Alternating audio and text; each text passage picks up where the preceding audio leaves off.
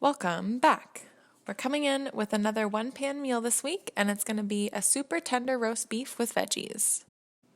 To get this recipe going, you're going to need a 2-pound roast, preferably from the chuck or round. You can ask your butcher. Our veggies today are onion, garlic, cabbage, carrots, and potatoes. We're also going to need some cornstarch to turn the pan drippings into a nice little gravy, as well as our usual salt, pepper, and seasonings to kick up the flavor. We've supplied thyme for this one, but rosemary, parsley, or Italian seasoning would be so good as well. We're going to start by getting ready to sear our beef. This will kickstart the cooking process while also giving color and flavor to our meat. Place the beef in a roasting pan by itself, and we will get to seasoning with salt, pepper, and our herbs of choice. When seasoning a piece of uncooked meat, make sure to use one hand for sprinkling and the other for touching. We don't want to cross-contaminate our seasonings and render them useless for next time. Once the meat is evenly coated, throw her into a 450-degree oven for about 30 minutes until it's browned up on the top and along the edges. Also, something I forgot to mention earlier is the frequency of hand washing when cooking. You don't see it in the edited videos, but I am constantly making sure to wash my hands when cooking after pretty much every step. Now we're going to work on our vegetables. I recommend you do all your cutting and chopping while the beef is searing in the oven. I'm peeling and cutting the carrots into chunky sticks for this one, and keeping all the other vegetables similar in their chunkiness. We don't want anything smaller because this will be hanging out in the oven for a while, and if the vegetables are too small, they'll overcook, which isn't too bad, but we want a bit of bite left in them by the end of it. We're preparing the garlic the same way as last time, a quick press under the knife and a rough chop, nothing too fine. The onions I'm going to slice so they can turn into a sort of lazy man's caramelized onions and add some nice flavors to all the ingredients in the pan.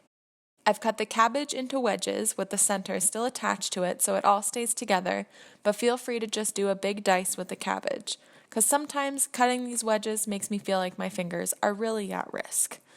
I didn't cut the baby potatoes at all because they're perfect just the way that they are. If you have bigger potatoes though, just try and keep them the same general size as everything else so we get some even cooking.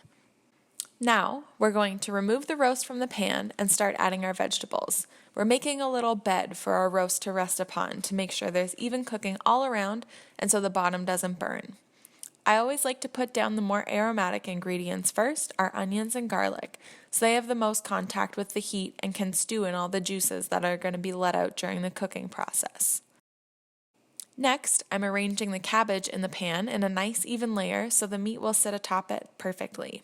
Then, once we've placed our beef back on top, we'll fill in the sides around it with our carrots and potatoes. If you have any other vegetables laying around, feel free to throw them in. Mushrooms, parsnip, turnip, just about anything would be delicious as a part of this recipe. Make sure to season all your vegetables once they are in the pan as well. Seasoning every step of the way is so important.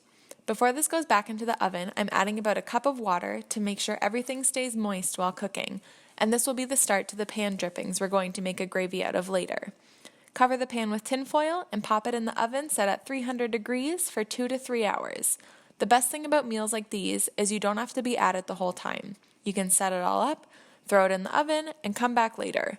Roasts like this are very forgiving as well because even if you let it cook for an extra hour or so, it'll be fine. After the 3 hours is up, we're going to strain the juice from the bottom of the pan and cover it back up with foil while we work on our gravy. Taking a couple tablespoons of cornstarch and water in a bowl, we're going to stir it up and make a quick little slurry. This is the best option if you're gluten-free and wanting to make gravy, or if you're in a pinch and don't want to wait to cook the flour taste out of a roux-based gravy. Once the slurry is incorporated, bring it to a boil over medium heat to thicken. If it's not thick enough for your liking, feel free to go back and add some more.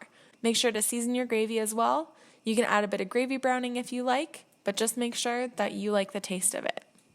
Now that our gravy is done, all we have to do is plate it up. There's no need to test the beef as intensely as we did the chicken because it should be fork tender. You can give it a shove with a spoon or fork and it should fall right apart, especially if you've left it to cook longer than the 3 hours. This recipe would also work great in a slow cooker set on medium or high setting. You could also make a really yummy pulled beef with the same method, just without the vegetables, and add maybe an extra hour or so to the oven time. Add some taco spice or barbecue spice. There's so many different things you can make with this one pan meal. I really hope you enjoy.